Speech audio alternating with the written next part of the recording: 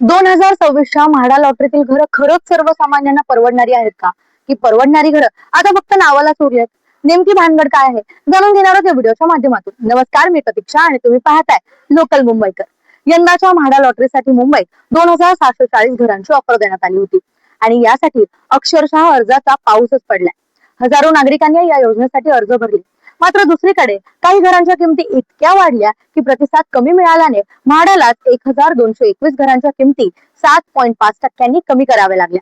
काही घरांची किंमत तब्बल 1.35 ते 1.37 कोटी रुपयांपर्यंत पोहोचली. काही जण असं म्हणतायत की म्हाडाची घरं आता पूर्वीसारखे स्वस्त राहिलेली नाहीत. तरीही मुंबईसारख्या महागड्या शहरात सरकारी योजनेतून घर मिळण्याची संधी असल्याने नागरिकांचा उत्साह कायम आहे. मग तुम्हाला काय वाटतं, म्हाडाची घरं आजही सर्वसामान्यांना परवडणारी आहेत का, की घराचं स्वप्न अजूनही तुमच्यापासून दूर आहे? कमेंट करून नक्की सांगा आणि अशाच माहितीपूर्ण व्हिडिओसाठी लोकल मुंबईकरला फॉलो आणि सबस्क्राईब करायला विसरू नका.